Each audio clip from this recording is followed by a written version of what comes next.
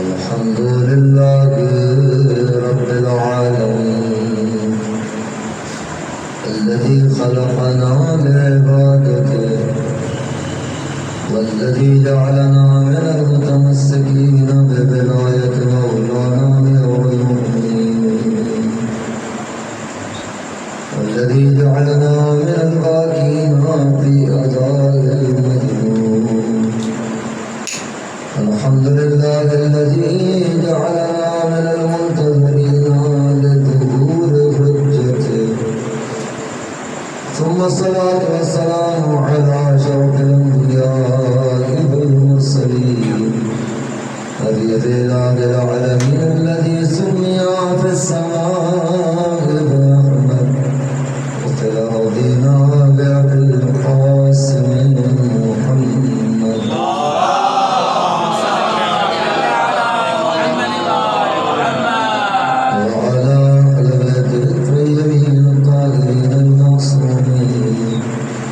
الذين أذهب الله عنهم الرجس وطهرهم تطهيرا.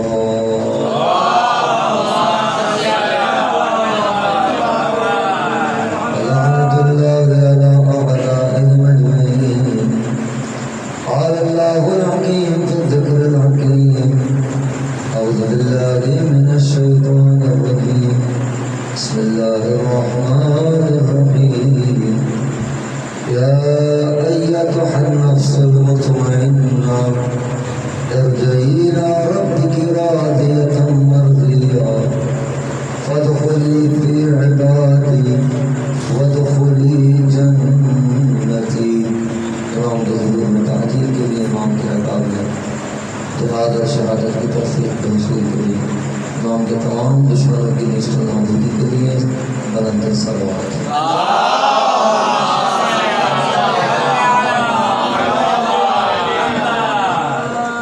محترم اور برادران عزیز، سورہ فجر کی آخری آیات جس میں ارشاد رب العزت ہو رہا ہے: یا ایتھا النفس المطمئنہ، اے نفس مطمئن، ارجعی الی ربک راضیۃ مرضیہ، اپنے پروردگار کی جانب لوٹ آ کہ تو اپنے پروردگار سے راضی، تیرا پروردگار تجھ سے راضی. فادخلی فی عبادی، اور میرے بندوں میں داخل ہو جا. وادخلی جنتی، اور میری جنت میں داخل ہو جا. یہ آیات کا ظاہری ترجمہ اور ان آیات کے سلسلے سے جو موضوع ہمارا قرار پایا وہ ہے کربلا اور تربیت نسل ظہور. کل گزارش کی اسی بات کو آج آگے بڑھانا ہے کہ امام حسین علیہ الصلوۃ والسلام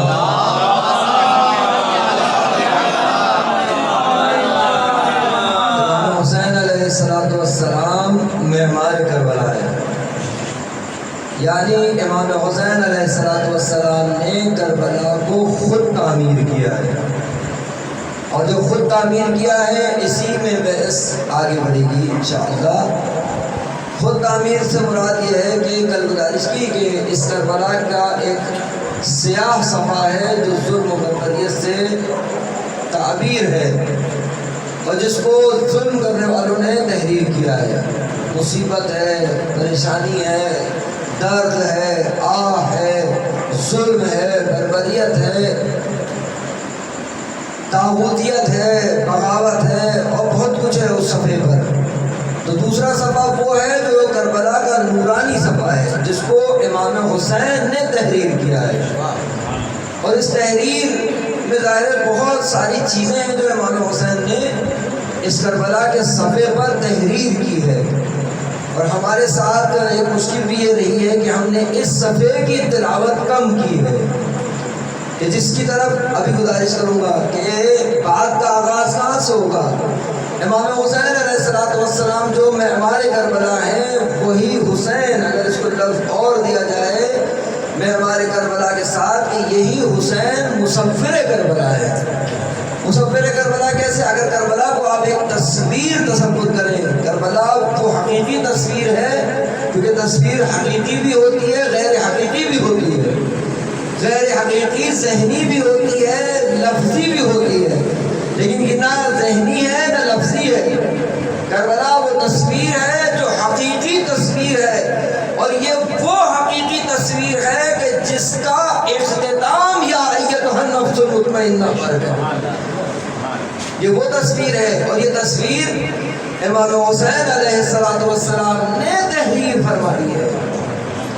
اور اسی بات کو ایک لفظ کو آگے بڑھاؤں اپنے جوان اور نوجوان دوستوں کو کہ جو تصویر امام حسین علیہ السلام نے تحریر فرمائی ہے اور لوگ جو تصویریں تحریر فرماتے ہیں اس میں بہت فرق ہے، پہلے بھی بزرگوں کی خدمت میں پیش کر چکا، لیکن کیا فرق ہے جو عام طور پہ تصویریں بنتی ہیں؟ بہت سارے فروغ میں نہیں جانا چاہتا، مجھے منزل تک جانا ہے، لیکن ایک فرق یہ ہے کہ کم از کم اس تصویر کو پانی کی شدید ضرورت ہوتی ہے، آگ سے دور رکھنا ہوتا ہے۔ ذرا سا اس نکتے پر توجہ کریں، عام طور پر جو مصور تصویر بناتا ہے پانی کے بغیر ممکن نہیں ہے کہ تصویر بنا سکے، آگ اگر آ جائے تو تصویر کو جلا دیتی ہے۔ حسین وہ مصور ہیں کہ پانی نہ ہو، وہ کربلا کو نقش کریں، آگ آ جائے پھر بھی تصویر بچا لے۔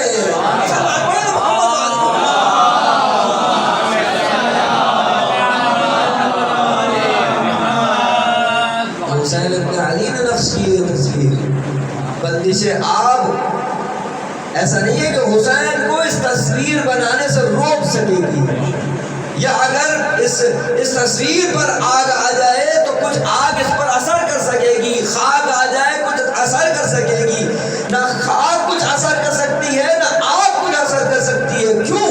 حسین نمائندہ ہے مصور حقیقی کا، حسین نمائندہ ہے مصور حقیقی کا، وہ بھی ایسی کرتا ہے۔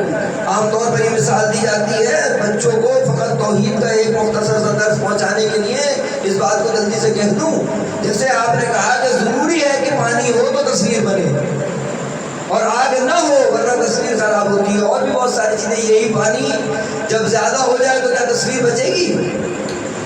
بلکہ مصور پانی سے بھی تصویر کو بچاتا ہے، آگ سے بھی تصویر کو بچاتا ہے، ہوا سے بھی تصویر کو بچاتا ہے، خاک سے بھی تصویر کو بچاتا ہے، اس لیے کہ اگر پانی زیادہ ہو تو تصویر بہہ جائے، اگر آگ زیادہ ہو جائے تو تصویر جل جائے، مٹی زیادہ ہو جائے تو تصویر چھپ جائے، اور جیسی ہوا زیادہ ہو جائے تو ہوا تصویر کو اڑا لے جائے۔ کیوں؟ یہ سارے عناصر کے تحت میں ہے یہ تصویر، یہ عناصر سے نہ بچے تو تصویر ضائع ہونے کا امکان ہے۔ دیکھو خدا عام مصور کو یہ سمجھاتا ہے تو اپنی تصویر کو پانی سے بچاتا ہے کہ ضائع نہ ہو جائے، خاک سے بچاتا ہے کہ ضائع نہ ہو جائے، آگ سے بچاتا ہے کہ ضائع نہ ہو جائے، مٹی سے بچاتا ہے کہ ضائع نہ ہو جائے۔ میں تجھے ایک درس دیتا ہوں، تو ان چیزوں سے تصویر کو ضائع ہونے سے بچاتا ہے، میں انہی ساری چیزوں سے اتنی خوبصورت تصویر بناتا ہوں کہ نہ چاند اس کے آگے،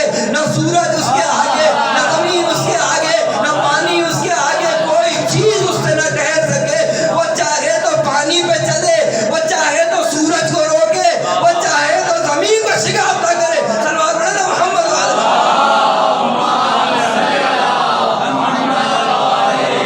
میں مصور حقیقی ہوں، میں مصور حقیقی ہوں، میں بتاتا ہوں کہ تصویر کیسے بنتی ہے۔ میں نے بتایا ہے کہ تصویر کیسے بنتی ہے۔ والتین والزیتون وطور سینین وہذا البلد الامین لقد خلقنا الانسان فی احسن تقویم، ہم نے اس انسان کو بہترین تصویر کے ساتھ خلق کیا ہے۔ سب سے خوبصورت تصویر انسان ہے، تو اب پروردگار نے یہ تصویر بنا دی۔ یہ وہ تصویر ہے جو ظاہری تصویر ہے، لیکن باطنی تصویر کون بناتا ہے؟ کل بھی میں نے گزارش کی، پرسوں بھی گزارش کی، ظاہری تصویر کون بناتا ہے؟ اس میں اختیار بھی نہیں ہے انسان کا۔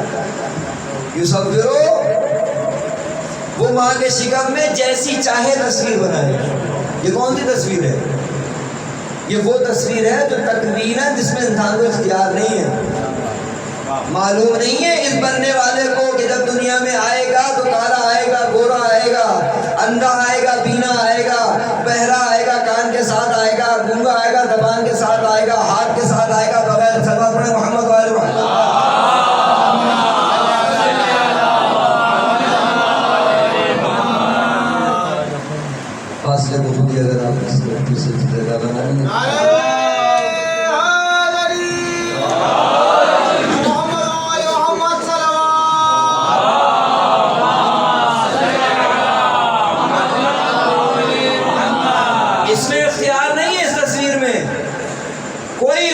نہیں ہے، اور حد ہے کہ اپنے ہی، کل میں نے کہا کہ اپنے ہی وجود پہ آپ کو اختیار نہیں ہے، ظاہری وجود پہ اختیار نہیں ہے. ولایت تکوینی پروردگار ہے. کان سے دیکھ نہیں سکتے، آنکھ سے سن نہیں سکتے، آپ کے اپنے کان ہیں. جس کو آپ اپنا کان کہتے ہیں اتنا اختیار نہیں ہے کہ جس کو اپنی آنکھ کہتے ہیں کہ اس کو حکم دے کہ تو سن تو دیکھ. جس کو اپنا اپنا کہتے پھر رہے ہیں اس پہ اتنا اختیار نہیں ہے. اس ہاتھ سے کہیں کہ وہ کام کرے جو پیر کرتا ہے، پیر سے کہیں جو ہاتھ کرتا ہے، اور یہ تو بہت آگے کی بات ہے. اس انگوٹھے سے یہ کہیں کہ اس انگلی کا کام کر لے، یہ بھی آگے کی بات ہے. اس ناخن کے اس طرف سے کہیں کہ اس طرف کا کام کر لے. انسان اتنا پروردگار کی قدرت کے تحت میں ہے، اور یہ سارا تکوینی مسئلہ اختیار سے باہر ہے، سب اختیار سے باہر ہے. تو یہ وہ تصویر ہے جو انسان کے بس میں نہیں ہے، انسان کے اختیار سے باہر ہے. کتنے پیسے خرچ کر لیتے ہیں آپ، کتنے پیسے خرچ کر لیتے ہیں. وہ مشہور و معروف ہمارے دوست کا فقرہ آپ سب جانتے ہیں. ایک ٹانگ میں زخم ہو گیا، سب سے بہترین اسپتال، مہینوں علاج ہوتا رہا، مہینوں اس کا علاج ہوتا رہا، دنیا کے بہترین ڈاکٹر اس کا علاج کرتے رہے، خرچ کرتے رہے. وہ سلامت نہ دے سکے جو اللہ نے مفت میں دی تھی. وہ سلامتی نہیں دے سکے اس کو جو اللہ نے مفت میں دی تھی. یہ وہ تصویر ہے کہ جو اختیاری نہیں ہے، یہ اختیاری ہے. پہلے مرحلے پہ اگر لڑکا ہو جاتا ہے، لڑکے پہ لڑکا ہوتا ہے تو لڑکی کی دعا کرتے ہیں. اور کون؟ بادشاہ. اگر اولاد نہیں ہے تو اولاد کی دعا کرتے ہیں. کیوں؟ آپ تو بادشاہ ہیں، آپ تو بادشاہ ہیں، آپ کے بس میں ہے کہ اگر آپ کے یہاں اولاد نہیں ہے تو اولاد کر لیں.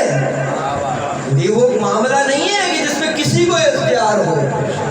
ولادت کے سلسلے سے کسی کو اختیار نہیں ہے. جوش ولا کے لیے مجھ پہ اس میں اضافہ کروں نہ، ولادت کے اعتبار سے اس اعتبار سے اختیار ہے کہ لڑکا پیدا ہو کے لڑکی، گورا پیدا ہو کے کالا، گونگا پیدا ہو کے بولنے والا، آنکھیں والا ہو کے نابینا، بہرا ہو کے کان والا، ہاتھ کے ساتھ پیدا ہو پیر کے ساتھ، کوئی اختیار نہیں ہے. دل میں اتنا سا سراغ لے کے آ جائے مصیبت.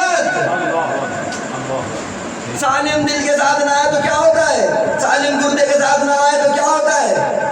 یہ کون ہے؟ یہ وہی اللہ سبحانہ و تعالیٰ ہے. شرم نہیں آتی انسان کو جب سالم دنیا میں آتا ہے، سالم باقی رہتا ہے، پھر پوچھتا ہے کہ مالک کو سجدہ کیوں کروں.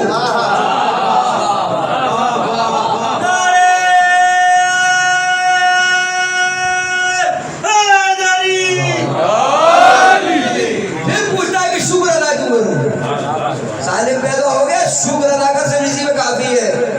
تو اختیار نہیں ہے انسان کو، اپنے اوپر اختیار نہیں ہے انسان کو، بالکل اختیار نہیں ہے. ظاہر کی تقویم میں، اس ظاہر کی ساتھ میں انسان کو بالکل اختیار نہیں ہے. اسی طریقے سے ایک لفظ آگے بڑھ کے کہوں، یہ اختیار ہے کہ کہاں پیدا ہوں، یہ تو اختیار ہے.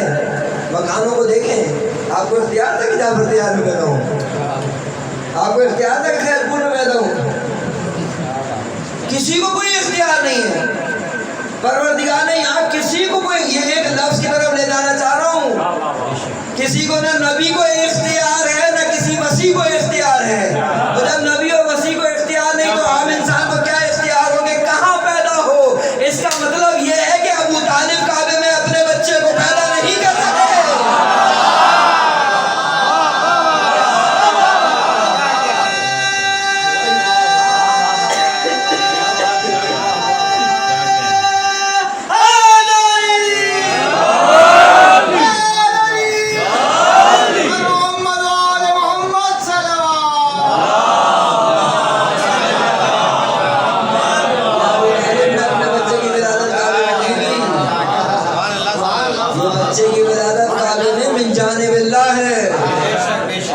من جانب اللہ ہے. اور ویسی مولا کائنات کی فضیلت ہے. اصل میں مسئلہ یہی ہے کہ ساری غیر اختیاری فضیلتیں جو کسی کو حاصل نہیں ہوئی، جب کسی کو حاصل نہیں، بڑے بڑے سردار، بڑے بڑے وہ حتیٰ کعبے کے اندر بت پوچھتے ہیں، کعبے کے اندر رکھے ہوئے بت، اندر تک کا تعلق ہے، یعنی اندر تک رسوخ ہے.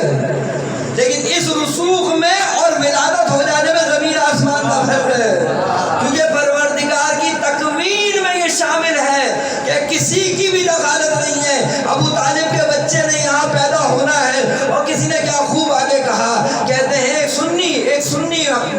سنی عالم سنی جناب قبلہ پروفیسر سرور محمد والے محمد قلب صادق پروفیسر قلب صادق فرمایا کرتے تھے مرحوم کہا مولود کعبہ کی محفل اور اس مولود کعبہ کی محفل میں ہمارا خطاب ہم سے پہلے ایک ایسے شخص کا خطاب جس کا ظاہر بیان نہیں کر سکتے کہ کون مولود کعبہ کا مدعو عالم سو کالڈ عالم آ کے اس نے خطاب کیا. پوری تقریر میں اس نے اس بات کو ثابت کیا کہ مولا کائنات کعبے میں نہیں پیدا ہوئے. اب ظاہر ہے مزہ سارا خراب ہو جائے گا, شیعہ سنی علماء اگر اکٹھے ہوں کوئی متنازع گفتگو ہو جائے جیسے چینلز پہ ہوتی ہے. چینلز پہ اگر یہ پیغام ڈالا جائے تو اچھا ہے. چینلز پہ آپ کا مبنا کیا ہے چینلز پہ پروگرام کرنے کا؟ جتنے بھی چینلز ہیں, رمضان میں دیکھیے کیا واحیات من شروع ہوتا ہے, محرم میں دیکھیے کیا کیا ہوتا ہے اس کے اندر. جتنے بھی چینلز ہیں, صرف ایک سوال کروں گا ان چینلز کو جو چینلز کو مینیج کرتے ہیں. آپ تو ظاہراً یہ کہتے ہیں کہ ہم اتحاد بین المسلمین کے قائل ہیں. ایک ہم اسی لیے شیعہ عالم کو بلاتے ہیں, اسی لیے ہم ایک سنی عالم کو بلاتے ہیں. تو اگر آپ اتحاد بین المسلمین کے لیے دو علماء کو بٹھاتے ہیں تو پھر متنازع مسئلے کیوں چھیڑتے ہیں؟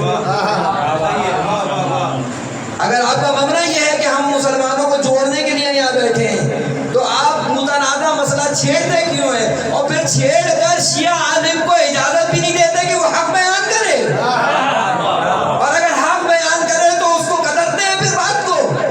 یا تو حق دیں کہ حق بیان کریں, لیکن ہم بھی اس کے قائل نہیں ہے کہ متنازع باتوں کو وہاں کیا جائے. اس کا مطلب یہ ہے کہ آپ متنازع باتیں چھیڑ کر یہ ثابت کرتے ہیں کہ پرچم آپ کا اور اعلان آپ کا اتحاد بین المسلمین کا ہے, لیکن در حقیقت آپ ویوز کے قائل ہیں فقط. آپ کا اور کوئی ہم و غم نہیں ہے کہ زیادہ سے زیادہ ویو بنے, چاہے شیعہ سنی ہر محلے میں ہو جائے آپ کی بنا سے. سلام ہے محمد والے.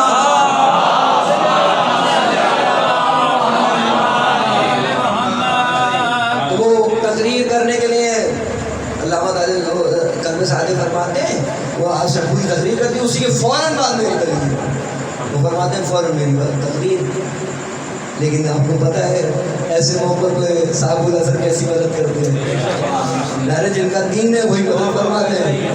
ہم دیر کرتے ہیں الگ بات ہے, اگر فوری بلا دیتے ہیں فوری مدد کرتے ہیں. وہ کہتے ہیں میں نے تبسم کیا, کہا میں اٹھنا چاہتا تھا برابر میں انتہائی محبت کرنے والا, انتہائی شفیق, انتہائی اہل بیت کا عاشق قالب دین کھڑا ہوا سنی. اب یہاں بھی یہاں کہہ دینا, آپ کو پتہ ہے نا آصف ثانی کیا فرماتے ہیں سنیوں کے لیے؟ سنی ہمارے بھائی نہیں ہے بلکہ ہماری جانیں نفس ہے ہمارے, اور ایسی حقیقت یہی ہے کہ وہ کھڑا ہوا آدمی نے اہل سنت کا قلب صادق کو بٹھایا کہ آپ بیٹھے, یا آپ کا جواب دینے کا موقع تھوڑی ہے. قلب صادق نے کہا آپ دیں گے جواب؟ ظاہر ہے ہمارے یہاں کا آدمی ہم اسے جواب دیں گے, آپ دیں گے تو جھگڑا ہوگا. کاش کہ یہی ہو جائے, جب شیعوں پہ بات آ جائے تو سنی جواب دیں, سنیوں پہ بات آئے تو شیعہ جواب دیں. محمد والے محمد.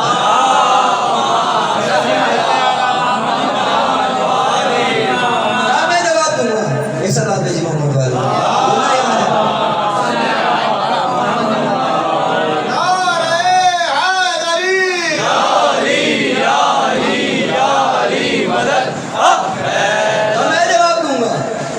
اب انہوں نے بھی کہا چلے یہ مدد ہے مولا کی. اب وہ جا کے ڈائس پہ کھڑے ہوئے, پھر انہوں نے اپنا خطبہ کیا, اور یہ صاحب تقریر کر کے جا رہے تھے کیونکہ پتہ ہے نا وہ لوگ جو فتنہ کرتے ہیں وہ ٹکتے نہیں ہیں میدان میں. تاریخ اسلام اس کی گواہ ہے آج تک. جو فتنہ کرتا ہے وہ کبھی نہیں ٹکتا. اس کو پتہ ہے کہ اگر فتنہ کر کے ٹکیں گے تو ہمارا اپنا لقمہ ہو جائے گا. کہا کہ آپ رکیے, جائیے نہیں, میری طرف توجہ رہے. کہا کہ آپ جائیے نہیں. وہ جو عالم جو یہ کہہ کے گئے کہ مولا کائنات کعبے میں پیدا نہیں ہوئے, کہہ لیں صرف ایک جملے میں آپ کے پوری تقریر کا جواب دینا چاہتا ہوں. سنی عالم دین ہے, مولا کائنات کا محب ہے, شیعوں کی طرف سے جواب دینے جا رہا ہے. کہا رکو, میں تمہاری سوال پوری تقریر کا ایک جملے میں جواب دینا چاہتا ہوں. وہ رکا کہ پتہ نہیں کیا کہنا چاہتا ہے. تقریر کرے گا, فلسفہ بیان کرے گا, حدیث بیان کرے گا, تاریخ بیان کرے گا, میں مناظرہ کروں گا. یہ سب مجھے ذہن میں تھا. کہنے کے بات سنو, یہ تو بتاؤ کہ علی پیدا ہوئے کہ نہیں. یہ بتاؤ علی پیدا ہوئے کہ نہیں. وہ پلٹ کے کہتا ہے ہاں پیدا ہوئے. تو کہتے ہیں کہاں پیدا ہوئے؟ کوئی تو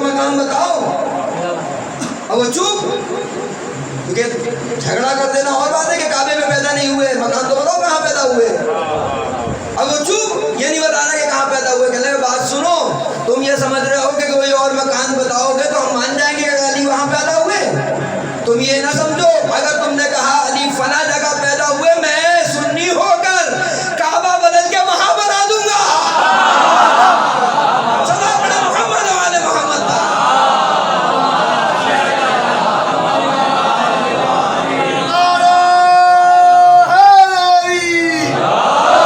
وجود میں انسان کو اختیار ہے، نہ مکان میں اختیار ہے. اب اس کا مطلب ہے یہ صورت جو اختیاری نہیں ہے، یہ تو ایک حصہ ہے نا جو اختیاری نہیں ہے. تو دوسرا حصہ کون سا ہے جو اختیاری ہے؟ وہ کون سی صورت ہے؟ ایک صورت ہے غیر اختیاری. تو میں نے گزارش کیا نئے آنے والے اور دیر سے آنے والے دوستوں کے لیے جلدی سے کہ ایک صورت اختیاری ہے، ایک غیر اختیاری. غیر اختیاری کون سی ہے؟ جو آپ کی ظاہری صورت ہے، یہ آپ اس میں اختیار نہیں رکھتے. لیکن دوسری صورت کون سی جو اختیاری ہے؟ وہ اختیاری ہے جو باطن ہے آپ کا. یہ ہر انسان خود نقش کرتا ہے، یہ انسان خود بناتا ہے. اس کی تصویر کے بھی اپنے اپنے نقش ہیں، اس کے بھی اپنے اپنے رنگ ہیں. اس کو بھی بیماری آتی ہے، اس میں بھی طاقت آتی ہے، اس کو بھی بھوک لگتی ہے، اس کو بھی پیاس لگتی ہے. کہنے والے نے کیا کیا؟ کون سی چیز ہے روح کی جگہ؟ نہیں کہہ رہے، نہیں کھانے میں نہیں کہہ سکتے کا مطلب کون سی ہے؟ کہیے نا. کہنے لگا موسیقی روح کی غذا ہے. اس کا مطلب پہلے یہ طے کیجیے آپ کی روح کون سی ہے. روح کون سی ہے پتہ چل جاتا ہے نا. امیر المومنین کا دسترخوان دیکھ لیجیے اور امیر المومنین کے مخالف کا دسترخوان دیکھ لیجیے. ظاہری غذا ہی سے پتہ چل جاتا ہے کہ اندر کی غذا کون سی ہے. دسترخوان کو چھیڑ دوں؟ دسترخوان کی صورتحال کیا ہوئی؟ اچھا یہ نہیں ہے ایک طرفہ ہے. اب بتائیے آج کل جو شروع ہوا ہے ڈیلی بیسس پہ، بعض دوست کیا ہے، بعض دوست مغرب سے پہلے کوشش کرتے ہیں کھانا کھانے. آفس سے آئے مغرب سے پہلے کھانا کھانے کی کوشش ہے. کیوں؟ کیونکہ 12 بجے پھر کھانا کھانا ہے. اور کہاں کھانا کھانا ہے؟ اگر 4 سال کا تقریباً رات کا کھانے کا حساب لگا جائے آرام سے حل ہو سکتا ہے. کیونکہ اتنے سخیاں خود نکالتے اکیلے.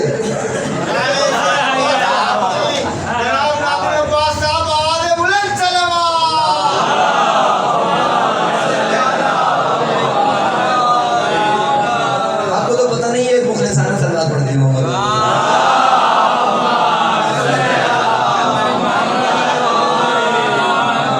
یہ جو اندر کی صورت ہے یہ بھی تو بنانی ہے نہیں بنانی؟ ایک اختیاری، ایک غیر اختیاری. غیر اختیاری میں تو پوچھے گا نہیں. اندھا پیدا ہو ایک آدمی تو کیا ہوگا؟ اللہ نے اس سے پوچھے گا تو نے امام حسین کے روزے کی آنکھوں سے زیارت کیوں نہیں کی؟ پوچھ سکتا ہے. ایک آدمی بہرا پیدا ہو اور بہرا پیدا ہونے کے بعد اللہ اس سے پوچھے کہ تو نے اذان کیوں نہیں سنی؟ پوچھ سکتا ہے اللہ نے؟ پوچھے گا؟ نہیں پوچھ سکتا. تکلیف مالا یطاق ہے، ایسی تکلیف ہے جس کے لیے انسان میں جس کی طاقت نہیں ہے. اللہ نہیں پوچھے گا اس مسئلے میں. لیکن آنکھیں بھی کھلی ہوں اور کان بھی کھلے ہوں اور پھر صبح کی اذان کبھی نہ سنی ہو.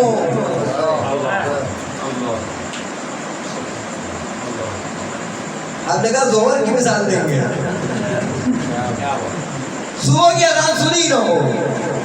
اس مولا کے ماننے والے جس نے شہادت کے وقت کیا کہا تھا سورج کو گواہ بنا کے؟ گواہ رہنا. کوئی ایک ایسی فجر طلوع نہیں ہوئی کہ طلوع ہوئی ہو تو نے علی کو سوتا پایا ہو. کان یہی بات ہو جائے. کان کھلے ہیں کہ نہیں کھلے؟ آگے کھلی ہے کہ نہیں کھلی؟ زبان کھلی ہے کہ نہیں کھلی ہوئی؟ کھلی سے کیا مراد ہے؟ آپ دیکھ رہے ہیں، سن رہے ہیں، آپ بولنے کی صلاحیت ہے آپ میں. ہاں بولنے کی صلاحیت اللہ نے دے کے بھیجا ہے. واللہ اخرجکم من بطون امہاتکم لا تعلمون شیئا وجعل لکم السمع والبصر والافئدہ. ٹھیک ہے، یہ 3 چیزیں اللہ نے کہا نا کہ ہم نے تمہیں بھیجا تھا بالکل کورے تھے، کورے صفر نیل لا تعلمون شیئا. کئی دفعہ پڑھ چکا ہوں لا تعلمون شیئا یعنی نرے جاہل، لا تعلمون شیئا یعنی نرے جاہل. یہاں بھی پروردگار نے آپ کی عزت کا کیسا اہتمام کیا ہے؟ آتے کیسے ہیں؟ نرے جاہل. کوئی آیا پڑھا لکھا ہم میں سے؟ کوئی آیا ہم میں سے پڑھا لکھا لا تعلمون شیئا کے معنی میں سب آتے ہیں؟ اس کو کیا کہتے ہیں ہم؟ جو جاہل ہوتا ہے اس کو کیا کہتے ہیں؟ نرے جاہل ہے، کچھ نہیں جانتا ہے. لیکن آپ کی عزت اور احترام کا اللہ نے کیسا اہتمام کیا ہے؟ جو بچہ دنیا میں آتا ہے اس کو آپ کیا کہتے ہیں؟ آپ تو آئے نرے جاہل. پروردگار نے دیکھا آپ کی کرامت کا کیسا اہتمام کیا ہے. آئے جاہل کہلوا رہا ہے معصوم. محسوس کریں کہ اللہ نے آپ کو معصوم بھیجا ہے. یہ جو معصوم بھیجا ہے یہ آپ کے اختیار میں نہیں تھا. اللہ نے بالکل بلینک چیک بنا کے بھیجا ہے. یہ جو صورت اندر بنانی ہے نا، بلینک چیک اللہ نے بھیجا. لا تعلمون شیئا کی منزل تھی، پروردگار نے لا تعلمون شیئا پہ آپ بالکل بلینک چیک کے ساتھ بھیجا ہے اور کہلوایا معصوم. تقاضا کیا ہونا چاہیے پھر؟ خدا کا واپس کیسے آنا؟ جاہل.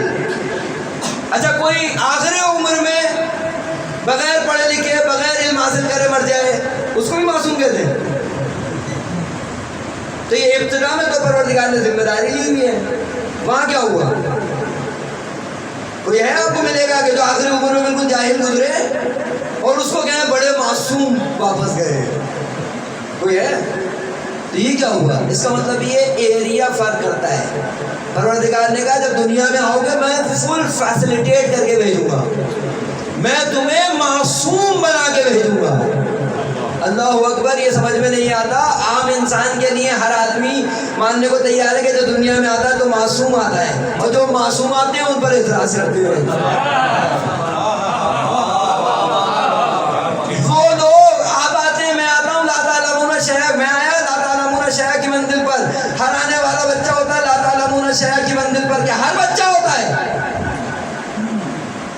ہر بچہ لا تعلمون شیئا کی منزل پر ہے. اگر ہر بچہ لا تعلمون شیئا کی منزل پر ہے، یہ ہے قرآن، تو یہی قرآن تو ایک بچے کے لیے کہہ رہا ہے کہ آتے ہی کہہ رہا ہے انی عبداللہ آتانی الکتاب وجعلنی نبیا. عیسیٰ جب دنیا میں آئے ہیں اور جب لائے گئے ہیں ان لوگوں کے سامنے جنہوں نے عیسیٰ کے ذریعے سے ان کی مادر کی عصمت ثابت ہو رہی ہے. بڑا خوبصورت بیان ہے قرآن کا کہ جب جناب مریم لے کے آئی، ذرا توجہ فرمائیے جیسے فرما رہے ہیں، جب جناب مریم لے کے آئی ہیں نا جناب عیسیٰ کو ان لوگوں کے سامنے، تو لفظ کیا قرآن کا؟ انہوں نے کہا اے مریم، نہ تمہارا باپ ایسا تھا نہ تمہاری ماں ایسی تھی. تھے عیسائی، تھے یہودی تھے سارے کے سارے، اور یہودیوں کے بڑے بڑے لوگ تھے. لیکن اتنا معلوم ہے کہ اگر کوئی معصوم ہو تو اس کے ماں باپ پر اعتراض نہیں کیا جاتا. لیکن کیا کہا جناب مریم نے جب انہوں نے کہا کہ یہ کیا کیا؟ قرآن کا اشارت الیہ، یہ لفظ استعمال کیے قرآن نے. اشارے سے کیا ہوتا ہے؟ آپ تو ولایت تکمیلی کو مانتے ہی نہیں ہیں، آپ تو اشارے سے کسی چیز کو ہونے کو مانتے ہی نہیں ہیں. تو یہ قرآن کیا کہہ رہا ہے؟ مریم کا اشارہ اتنا طاقتور ہے. عیسیٰ بالقوہ بول ضرور سکتے ہیں، لیکن اللہ نے یہ نہیں کہا کہ خود ہی عیسیٰ نے کلام شروع کر دیا. نہیں، مریم نے اشارہ کیا تو عیسیٰ نے کلام شروع کیا. بس مریم کی ولایت تکوینی سمجھ میں آ رہی ہے. اگر نبی کو اشارہ کرے تو نبی اپنی نبوت کا بھی اعلان کرے، اپنی عبودیت کا بھی اعلان کرے، اپنے ساتھ کتاب لانے کا بھی اعلان کرے. یہ مریم کے اشارے کا اثر ہے. اگر فاطمہ اشارہ کرے محمد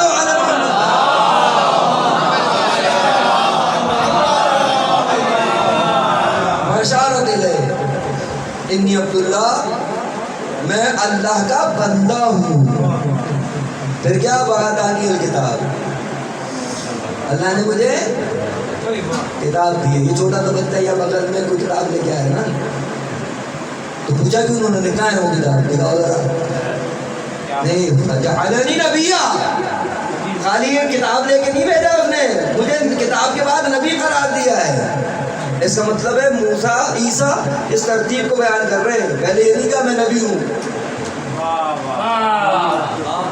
پہلے یہ نہیں کہا کہ میں نبی ہوں، پہلے یہ نہیں کہا مجھے کتاب دی ہے، سب سے پہلے کیا کہا انی عبداللہ، تم عبودیت پہ آؤ تو صحیح۔ پھر دیکھو پروردگار اس عبودیت کے نتیجے میں تمہیں کیسی کیسی منزلیں طے کراتا ہے، تم عبودیت ثابت کرتے جاؤ، پروردگار منزلیں طے کراتا لے جائے گا۔ شاید اسی نقطے کو یہاں کہہ دوں، اس کا مطلب یہ ہے کہ عبودیت ثابت ہو تو خدا عام بندے کو بھی وہاں لے جائے جہاں اپنے حبیب کو لے جاتا ہے۔ کیوں؟ خود قرآن نے کیا کہا؟ سبحان الذی اسریٰ بعبدہ، کہ پاک ہے وہ ذات جو لے گیا اپنے بندے کو۔ بندے کا مطلب یہ ہے کہ تم عبودیت کرتے چلے جاؤ، میں تمہیں وہاں لے جاؤں گا جہاں اپنے حبیب کو لے گیا ہوں۔ اس کا مطلب یہ ہوا یہ جو تصویر جو اختیاری آپ نے نقش کرنی ہے، اس کی منزل وہ ہے جہاں پیغمبر گئے ہیں، اور اگر اس کو خراب کر دیں تو یہ تو وہ منزل ہے نا اسریٰ بعبدہ، وہاں نہیں کہا نبی ہی، وہاں نہیں کہا امام ہی ولی، کچھ نہیں کہا، عبد کہا ہے۔ اس کا مطلب سب کے لیے دروازہ کھولا ہوا ہے۔ یہ تصویر کا نقش کہاں تک جائے گا دیکھ رہے ہیں آپ، کس عبودیت کے اس کمال تک جا سکتا ہے، لیکن کیا ہے؟ اختیاری۔ اختیار کمال چیز ہے اختیار۔ اگر آپ تصور کریں اشرفیت انسان، افضلیت انسان کی محکم ترین دلیل خود اختیار ہے۔ دلیل دوں آپ کو، وجود کے جو حصے ہیں، موجودات کے جو حصے ہیں، چاہے وہ جماعت ہو، چاہے نبات ہو، چاہے حیوان ہو، چاہے انسان ہو، انسان کو کیوں شرف حاصل ہے؟ جماعت میں اور نبات میں کیا فرق ہے؟ جماعت کہتے ہیں پتھر، مٹی، ریت، وہ موجودات جو صرف جسم ہے، اس لیے ان کو کہتے ہیں جماعت، جمود، بالکل کوئی تغیر نہیں ہے، بالکل جیسے بنائے گئے ویسی ہیں۔ کبھی دیکھا ہے آپ نے انگوٹھی پہنی ہو، کچھ دن کے بعد جو ہے نا وہ ابھی ٹھیک یعنی 10 گرام کی، کچھ دن کے بعد 250 گرام کی ہو جائے، ہو سکتی ہے انگوٹھی؟ جماعت ہے یہ، کیا ہے؟ صرف وجود ہے، صرف جسم ہے یہ۔ اس کے بعد کیا ہے؟ درخت، درخت صرف جسم ہے۔ یہ درخت میں ایک چیز اور اضافی ہے، وہ کیا ہے؟ جسم کے ساتھ نشو و نما، بیج لگایا، پودا بن گیا، پودے کے بعد درخت بن گیا، پھل دینا شروع ہو گیا، ایسے ہی ہے نا۔ لیکن کبھی دیکھا ہے کہ ڈرائنگ روم میں آپ نے جو رکھا تھا گملہ، جب صبح اٹھے تو وہ بیڈ روم میں یہ ٹہل رہا ہے، گھوم رہا ہے خود ہی، کیوں؟ اس میں جسم ہے، نشو و نما ہے، لیکن حرکت حیوان میں جسم بھی ہے ایک مکان سے دوسرے مکان میں جانے کی۔ تو یہ کیا ہے؟ یہ پتھر سے ایک چیز اضافی ہے نا نبات میں، حیوان میں اس کے علاوہ بھی ہے۔ اب اسی بنیاد پر پتھر سے جماعت بہتر ہوا کہ نہیں ہوا؟ ایک اضافی چیز ہونے کی وجہ سے، ایک اضافی صفت ہونے کی وجہ سے، ایک اضافی خوبی ہونے کی وجہ سے، جو اس میں نیچے والے میں نہیں ہے۔ اور پھر کیا ہوا؟ نبات سے افضل کون ہوگا؟ بہتر کون ہوگا؟ اس سے اوپر والی مخلوق۔ پھر انسان کیسے افضل ہوا؟ یہ جسم بھی رکھتا ہے، یہ نمو بھی رکھتا ہے، یہ حرکت بھی رکھتا ہے، پھر کیا چیز ہے؟ سب میں کہیں گے عقل۔ عقل ہے، عقل انسانی یقیناً ایک دلیل ہے، عقل انسانی بقیہ موجودات پر افضلیت کی۔ پھر ملائکہ سے کیوں افضل نہیں ہے؟ ملائکہ تو عین عقل ہے، صرف عقل ہے۔ وہ حدیث بھی یہاں پڑھوں، مولا کائنات حضرت علی ابن ابی طالب فرماتے ہیں،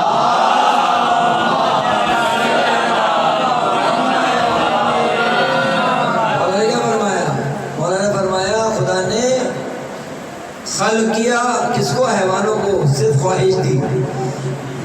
خدا نے فرشتوں کو خلق کیا، صرف عقل دی۔ فرشتوں کے پاس کیا ہے؟ صرف عقل ہے۔ جانوروں کے پاس کیا ہے؟ صرف خواہش ہے۔ انسان کے پاس کیا ہے؟ عقل بھی ہے، خواہش بھی ہے۔ مولا کیا فرماتے ہیں؟ اب دیکھنا یہ جنگ ان دونوں میں، یہ تصویر بنے گی اسی جنگ میں بنے گی، یہ جو تصویر بنے گی اسی جنگ میں بنے گی، یہ نقش ہوگی اسی جنگ میں، اور ایک نتیجہ ہوگا۔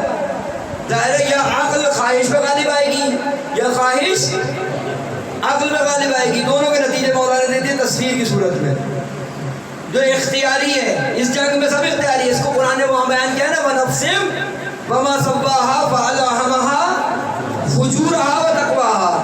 پروردگار نے नफ्स पे इल्हाम कर दिया, किसका? फजूर का भी और तकवे का भी, दोनों का इल्हाम किया हुआ है। जब दोनों का इल्हाम किया है तो कोई चीज़ तो गालिब आएगी। सल्लल्लाहु अलैहि मोहम्मद वाले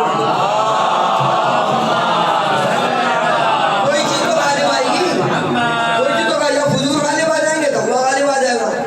उसका भी नतीजा कुरान ने भी दिया हुआ है, या अमीरुल मोमिनीन ने दिया हुआ है, कुरान सामित ने दिया हुआ है, या कुरान नातिक ने दिया हुआ है। और इनके नतीजे तकवीनी हैं। कल मैंने बयान किया, ऐसा नहीं हो सकता कि आप फजूर को लब्बैक कहें, नतीजा पॉजिटिव आ जाए, आप तकवे को लब्बैक कहें, नतीजा नेगेटिव आ जाए। दोनों कुरान ने नतीजे दिए, दोनों अमीरुल मोमिनीन ने नतीजे दिए। कुरान ने क्या कहा कि फ़अल्हमा फुजूरहा व तक़वाहा क़द अफ़लहा मन ज़क्काहा। मन ज़क्काहा यानी नफ्स का तज़किया करे, वक़द ख़ाब मन दस्साहा, जो इसको इसके हाथ पे छोड़ दे वो बर्बाद हो जाएगा। तो जो हाथ पे छोड़ना है या तज़किया है, तज़किया का मतलब वाज़े है, यानी अक्सर ये है कि तक़वा गालिब आ जाएगा, फजूर पस्त हो जाएगी। वहाँ मौला क्या फरमाते हैं? जानवरों को दी शहवत, फरिश्तों को दी अक्ल, इंसान को दी दोनों चीज़ें। मौला फरमाते हैं कि जंग है, अब अगर इसकी शहवत इसकी अक्ल पे गालिब आ जाएगा, मौला फरमाते हैं ये हैवानों से पस्त है। हैवानों से पस्ती समझ में आ रही है ना? बल हुम अज़ल समझ में आ रहा है? उलाइका कल अनाम, ये जानवरों की तरह है, बल हुम अज़ल, उनसे भी पस्त से मराद वही जमात तक चले जाएंगे। हैवान थे नबात या जमात, पस्त तरीन मखलूक बनाए थे, गए थे अफजल, हो गए पस्त। मौला ने कहा अगर इसकी शहवत अक्ल पे गालिब आए जानवरों से बदतर, और अक्ल अगर शहवत पे गालिब आ जाए, अगर अक्ल गालिब आ जाए तो क्या होगा? मौला फरमाते फरिश्तों से अफजल। तो फरिश्ते तो साहिब अक्ल है, तो अफजलियत कहाँ गई? हालांकि इंसान की अक्ल खास जम्बा लिए हुए, ऐसा नहीं है कि फरिश्तों की अक्ल और इंसान की अक्ल एक ही जैसी है, लेकिन अक्ल को सिर्फ मयार बनाया तो मुश्किलें खड़ी होती है। अब क्या करें? अब क्या करें? कैसे अफजल है? इस हदीस के मुताबिक आपको क्या चीज़ समझ में आ रही है? अक्ल अफजलियत का सबब बन रही है या जंग में गलबा? जंग में गलबा इख्तियारी है, गैर इख्तियारी है? इस जंग का गलबा इख्तियारी है। इसका मतलब है कि इंसान की अशरफियत की अक्ल जिस तरह इंसान को दूसरी चीज़ों से मुमताज़ करती है, खुद इख्तियार इंसान को दूसरी मखलूक़ात से मुमताज़ करता है, बिल्कुल अलग करता है। और वैसे भी मौजूदात में यहाँ तो समझ में आता है, आपको पता है फरिश्तों की हद क्या है? आखिरी बात, फरिश्तों की हद क्या है? फरिश्तों की हद ये है, बात फरिश्ते वो हैं जिनको अल्लाह ने सिर्फ तकबीर की ताकत दी है, अल्लाह अकबर कह सकते हैं बस। बाज़ वो हैं जिन्हें ला इलाहा इल्लल्लाह कहने की इजाज़त है बस। बाज़ वो हैं जो सुभान अल्लाह कह सकते हैं। इस तरीके से बाज़ जो सिर्फ रुकू कर सकते हैं, बाज़ वो हैं जो सजदा कर सकते हैं, बाज़ वो हैं जो क़याम कर सकते हैं। बाज़ फरिश्ते बाज़ अबूदियत करते हैं। इंसान को कितना इख्तियार है? इंसान को कहीं कहा अल्लाह ने कि सिर्फ तकबीर कहो, सिर्फ सुभान अल्लाह कहो, सिर्फ रुकू कहो। आप देख रहे हैं फरिश्तों से ज्यादा इसको उबूदियत के लिए कहा है, और इसको हक भी है कि सबसे ज्यादा उबूदियत के, क्यों? इनके लिए सबसे ज्यादा अशरफ है, सबसे ज्यादा ये आगे निकली हुई मखलूक है। बाकी इंशाअल्लाह कर अल्लाह ने तौफीक दी तो कल ये सबसे ज्यादा सुपरलेटिव डिग्री है, ये सबसे ज्यादा परवरदिगार की बारगाह में मखलूक इंसान है। ये मखलूक है जो हबीब खुदा बनने की सलाहियत रखती है। हबीब खुदा एक तो असली है, जिनकी कायनात है, जिनकी वजह से कायनात है, जिनको अल्लाह ने सब कुछ दिया है, जिनके इख्तियार की वजह से सबका इख्तियार है। लेकिन इंसान में भी ताकत है कि वो हबीब बने, हबीबुल्लाह बने, हबीब मोहम्मद बने, हबीब हुसैन बने।